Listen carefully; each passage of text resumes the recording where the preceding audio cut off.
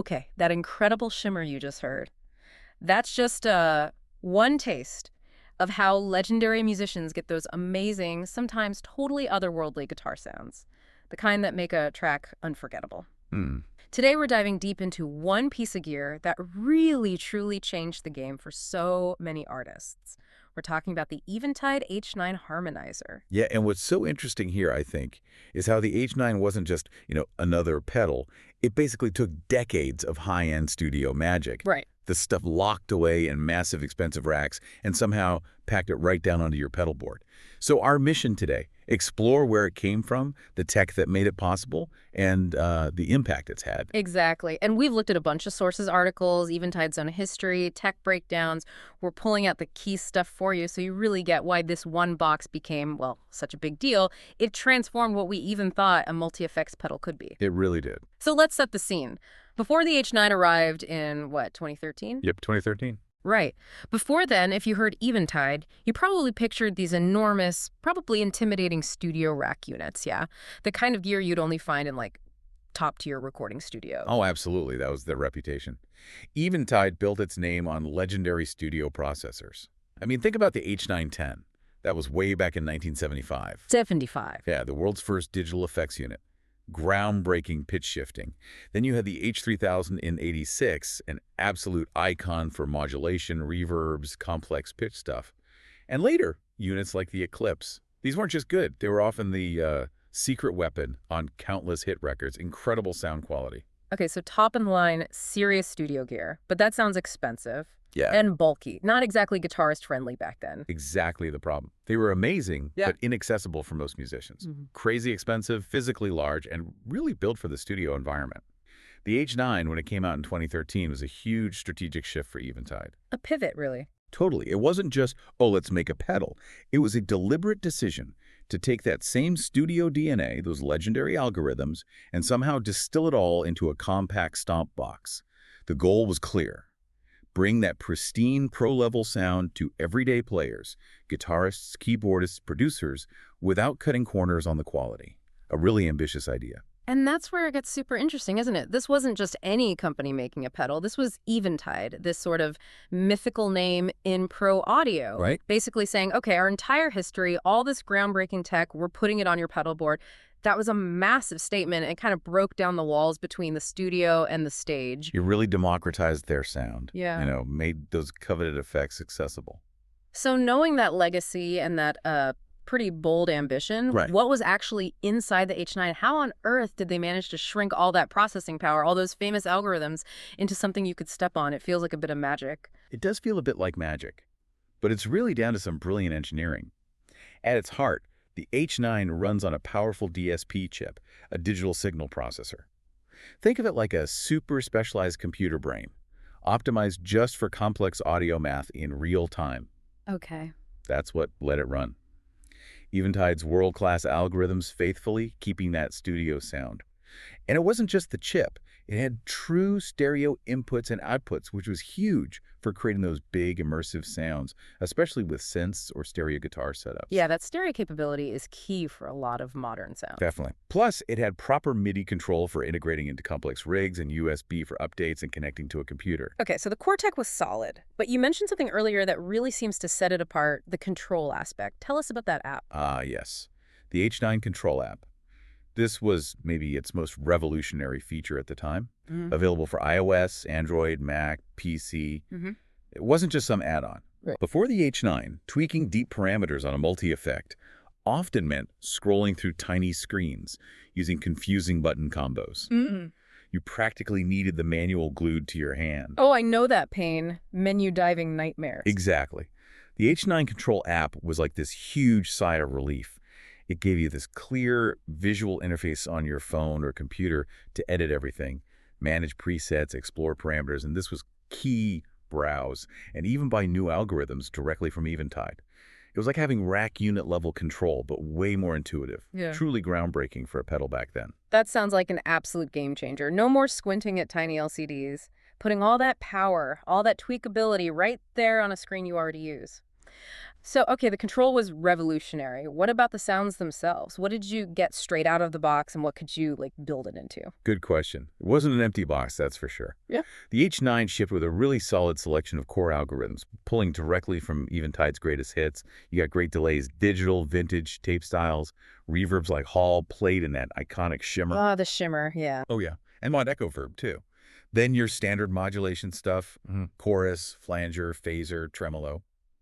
But crucially, it had pitch and harmony effects based directly on the H910, H949, H3000. That's the real Eventide DNA right there. The pitch shifting magic. Exactly. Plus some really cool special FX like crystals, resonator, arpeggiator.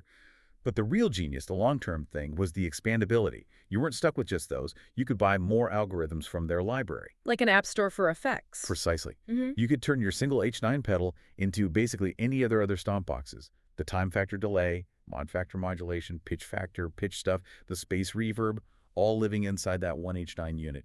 Give you this insane versatility. It could be whatever you needed it to be. Wow. So powerful, expandable, incredibly versatile, a huge library of sounds potentially at your feet, and all managed through actually a pretty simple interface on the pedal itself, right? Just that one big knob, the XY hot knob thing, and the foot switches. Yeah, they struck a good balance. You could do quick tweaks on the pedal, assign key parameters to the hot knob for real-time morphing, or dive deep with the app. Simple upfront, deep when you needed it. Okay, so Eventide didn't just drop one version and call it a day, did they? I remember there were different models. They seemed to understand that people had different budgets, different needs. Can you walk us through those versions? Yeah, that's a really important point about making it accessible. They were smart about it. They knew the high-end studio rep might seem intimidating, price-wise. So after the original H9 launched in 2013 with a good set of starter algorithms, Right. The standard one? they brought out the H9 Core. This is the entry-level version. Fewer algorithms included up front, making it more affordable. But it was the same hardware, still fully expandable via the H9 control app, so you could buy just the algorithms you actually wanted when you wanted them. Smart. Pay as you go, sort of. Kinda, yeah.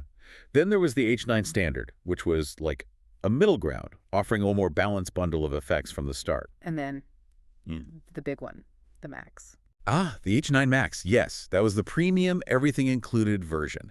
If you bought the Max, you got all the algorithms Eventide had ever released for their stomp boxes, all the factor pedal sounds, everything. Wow. And this is the kicker. You also got all future algorithms they released for the H9 platform for free. For free, seriously. Seriously.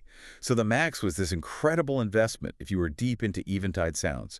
It just kept getting better over time. And Eventide kept supporting it, releasing firmware updates and new algorithms like space-time and pitch fuzz well into the 2020s. It showed they were committed to it as a long-term platform. So it really wasn't just a product you bought off the shelf. It was more like subscribing to an evolving sound platform. What did that mean for players? That must have changed how people thought about buying gear. Absolutely. It was revolutionary. It meant your pedal didn't become obsolete after a year or two.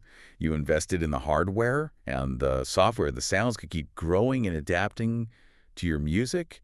If a cool new reverb algorithm came out, just download it. Need a specific crazy pitch effect for one song? Buy it. Instead of buying a whole new pedal. Exactly.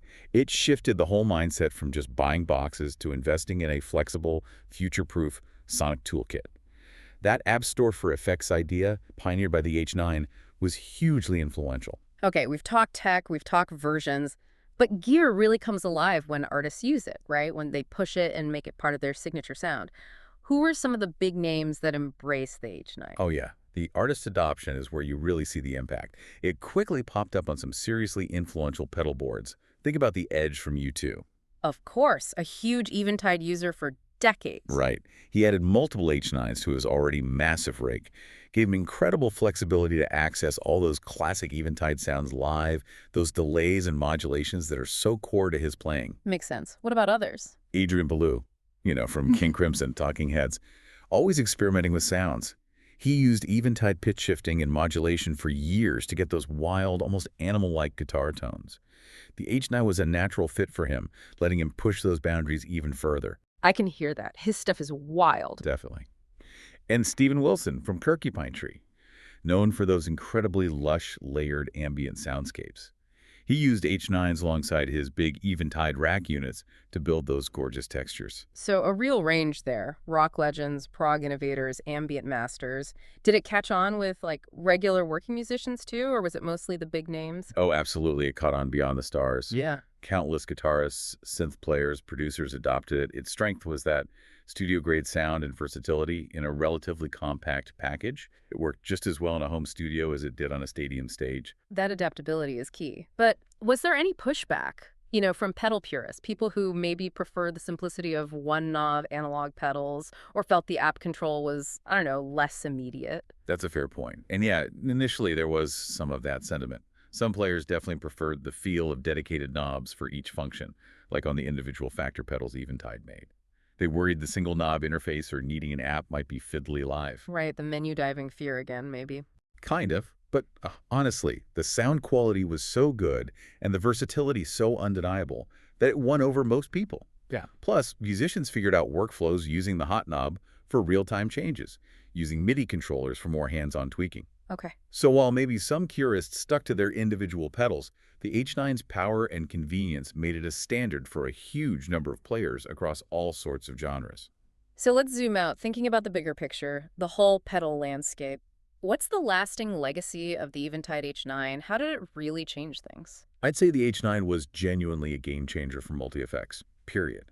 It set a completely new standard for sound quality in a pedal format, and for flexibility, and definitely for integrating apps into the user experience. That app integration feels huge. It was. It basically took decades of Eventide studio history, all those legendary sounds, and made them accessible. It was like a gateway to their entire sonic world. Now, sure, it had competition pedals like Stramon's Timeline, Big Sky, Mobius were coming out around then, and they're fantastic pedals. Right, the big box digital pedals were becoming a thing. Exactly.